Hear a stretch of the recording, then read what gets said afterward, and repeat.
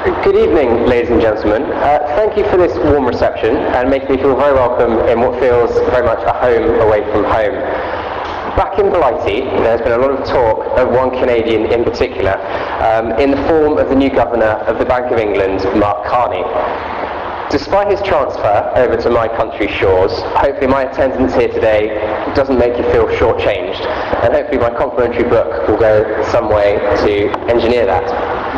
This is my first trip to your great country, and I'm looking forward to spending time visiting more in the coming days and hopefully speaking to you after this event. But before I get into my stride, I want to thank the Atlantic Council of Canada for this unrivaled opportunity to address you here this evening. The ACC has been a supporter of my work and believes that it can add value, and on this point I owe Robert Baines and Michael Bonner considerable thanks. I also want to praise Brent Cameron, who is in attendance here this evening, to my left and your right. He's a strong Commonwealth supporter on your side of the pond. And he wrote a book a few years ago extolling the virtues of closer economic ties with the Commonwealth. His encouragement and feedback helped me with my own work, and it would not be possible, and it wouldn't be proper if I did not give him a mention that he so rightly deserves. So thank you. Moving to the heart of my speech, a lot of people ask me why the Commonwealth interests me and why I'm such a firm advocate of its potential. The short answer is that I see it as the future, not the past, and it's my job here this evening to argue for it in the present. For my Canadian friends, that is why my speech and my essay was entitled Canada's Commonwealth Century. So let me begin. Why now the Commonwealth? Canada is primed to seize the Commonwealth advantage. It has the ability to pivot from the traditional Atlantic and the Caribbean whilst looking at the African continent and then simultaneously turning the Pacific. Therefore, Canada is uniquely placed to be the centre of a new Commonwealth. However, this comes with the realisation and responsibility to capture this opportunity. The Commonwealth in the 21st century should not be seen just as the mere official organs that act as its public face. In fact, rather, it is more about the citizens that make up each small business, entrepreneurial venture, and wealth creator. It is the interaction and exchanges between these individuals that should come to define this new relationship. Online, global, dynamic, and trade-focused. Young people have a fundamental part to play in this dynamic Commonwealth story. Nations and organisations that harness this budding potential for these common ends will renew the Commonwealth and transform it into a healthy and vibrant body. The economic potential of the Commonwealth is there to be recognised by those who are globalist in vision. Research from my book, Common Trade, Common Growth, Commonwealth, which is on your dinner tables here this evening, showed that the Commonwealth GDP combined stands at 10.4 trillion US dollars and growing, with a total annual growth of 3.7%. Its labour force is predicted to grow 825 million by 2050, and 7 nations in the top 25 of the World Bank's Ease of Doing Business rankings are Commonwealth, and of which Canada is 13th. There's also a 2.3 billion person network that never sleeps and has been described already here this evening, indirectly by Lord Howe, as a network of networks with strong relationships in all major economic and political associations. The Commonwealth is also home to the international business language of the world, with 60% of businesses using English, and also uses the language of the internet, with 84% of global users conversing and trading in English. Consequently, harnessing the Commonwealth potential is beneficial for all and unwise to ignore any longer. There's also a quick word on the Canadian economy in the world that I want to touch upon. Every viewer of the Canadian economy will acknowledge that it is anchored to the juggernaut that is the United States. But similarly, like the UK's relationship is orientated to Europe, Canada must recognise that there is a world outside its biggest geographic and economic neighbour. Canada's distinctive advantage point allows it to look both to the growing markets in Asia and Africa. The world economy is in a state of flux, with trade shifting west to east. Canada, with its option to pivot to the Atlantic and then to the Pacific, has the ability to diversify successfully with the help of Commonwealth partners.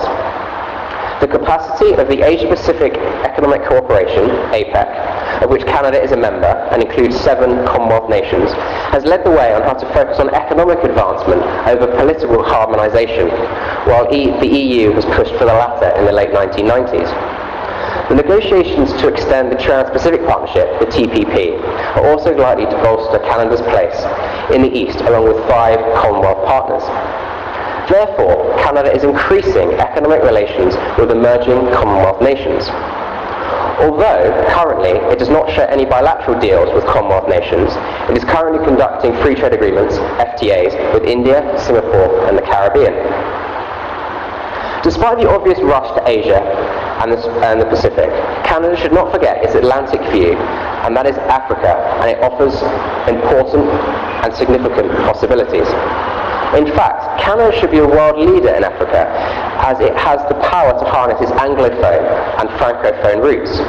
This bilingualism used for trade and not aid purposes will help build greater freedom and prosperity, and I urge Canadians in this room to build upon this. The Canada-Africa relations looking back, looking ahead, is a major and acclaimed work highlighting this current dynamic. It showed that Canadian miners added $1 billion into African capital projects in 2011 alone. However, outside this industry, there's been little involvement in wider African trade, which is most unfortunate. But Anglophone Africa has been shown to be developing quicker than other African speakers, and this means that Commonwealth nations, Canada in particular, are in prime position to assist Africa's rise. However, there is movement around the edges. Canada is in fact focusing on 2 Commonwealth countries in particular, Nigeria and Ghana. For example, 100 Canadian businesses operate in Ghana, and bilateral trade has increased 61% since 2010-2011. And the Canadian-Nigerian trade has increased 44% to $2.7 billion since 2010. And last year, out of 400 companies, Canadian companies in Africa that Export Development Canada assisted, 80% of them were SMEs, and that is an important point to remember. However, getting goods to market can be impeded by poor transportation costs, and that is why Canadian management consultancies, software developers, and educational providers are making the most ground. Meanwhile, fears around stability are rapidly reducing, as one only has to look at the doing business rankings, of which I've mentioned previously, and the Corruption Perception Index, to see Commonwealth Africa making strides over its Francophone and Lusophone partners. For instance, Rwanda, Mauritius, Botswana, Namibia, and South Africa are all ranked ahead of China and Russia for open commerce. The internet is also a huge fundamental game changer, and I want to underline this point, as this is what we talk about, or Lord Howe talks about, as a Commonwealth network. With over 80% of the internet spoken in English, and the numbers of Africans who have increasing access to the web, it becomes quicker and easier to expand the Commonwealth economically and also socially. My research has highlighted work from Portland PR, which showed that Twitter usage was far more advanced in Anglophone Africa than in Francophone. This should be welcome news to Commonwealth advertisers and businessmen looking to gain a foothold in the African market. The same can be said of internet mobile usage in Africa. Apple is currently making the cheap iPhone for an Asian market, but shouldn't Canadian Research in Motion be making a cheap BlackBerry for Africa and increasing its market share? I put that out there here this evening. Moving to my book and a few recommendations I made, there are also other options open to Canada to pursue stronger Commonwealth ties. I've made a number in my latest book, but for ease of time, I'll not go through all of them now.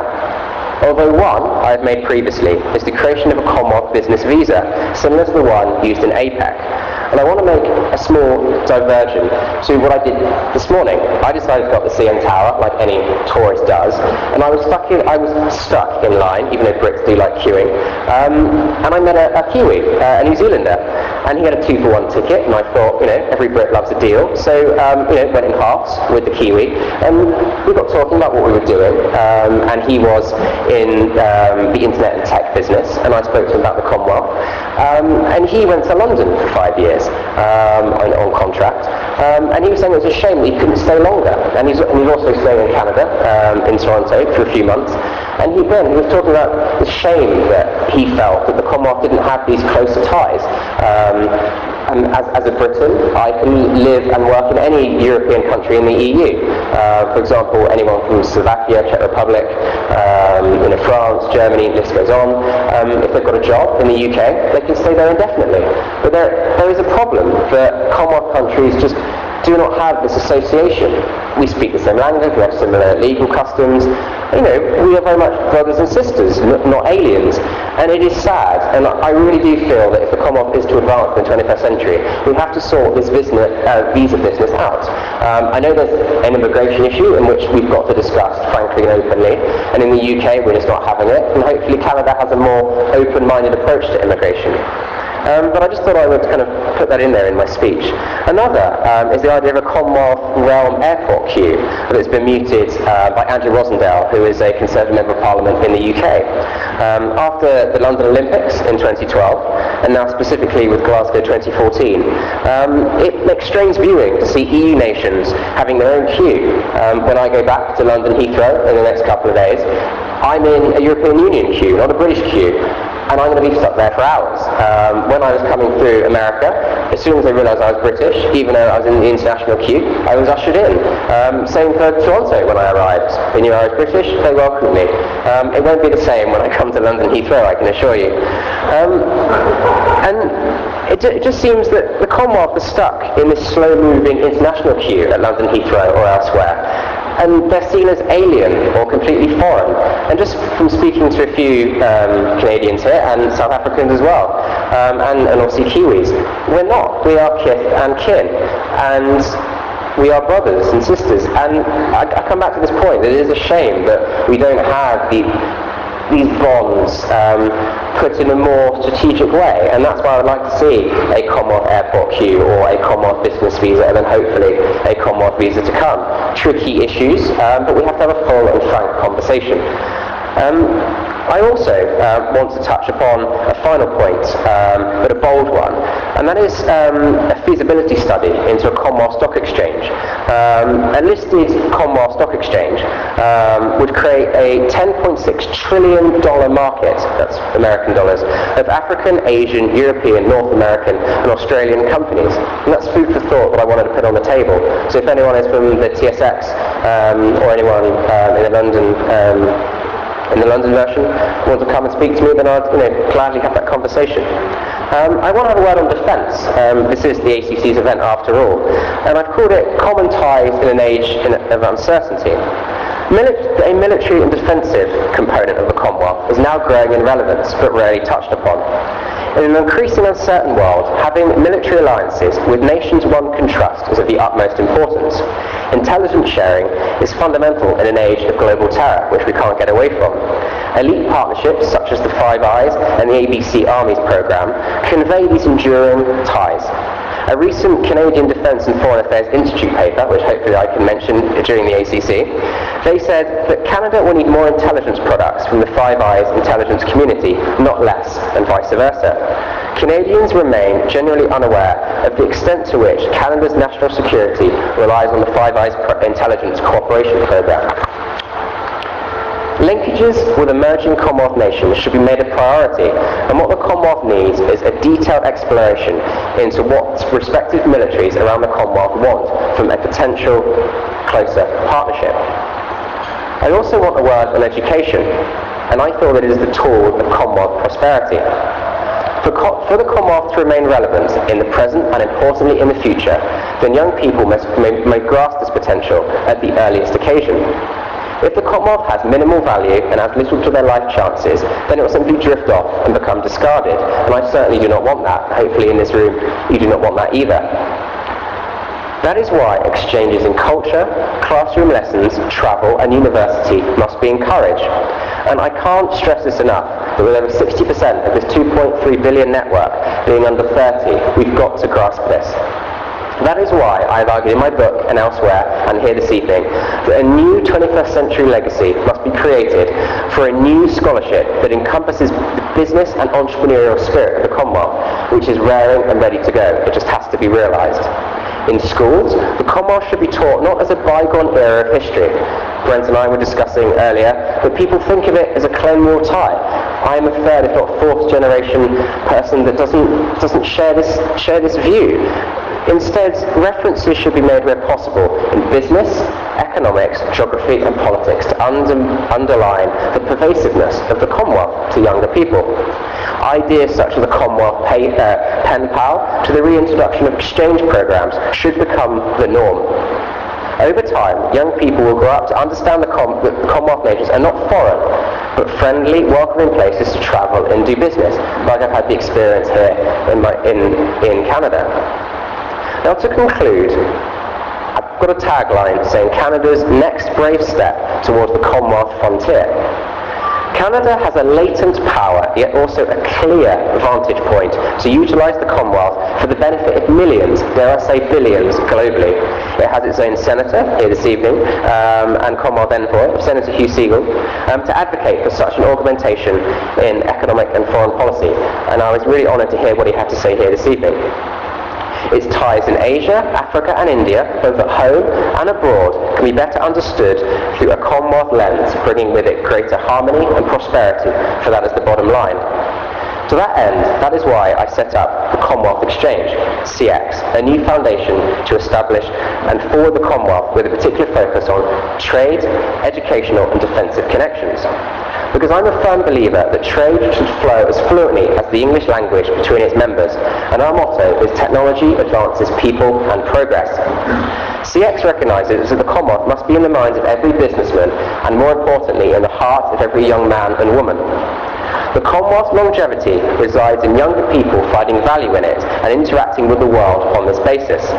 Canada has a vital part to play in this future journey, and with the Commonwealth in short supply of recruits from industry, business and education, it is time for Canada to answer the call. Thank you very much.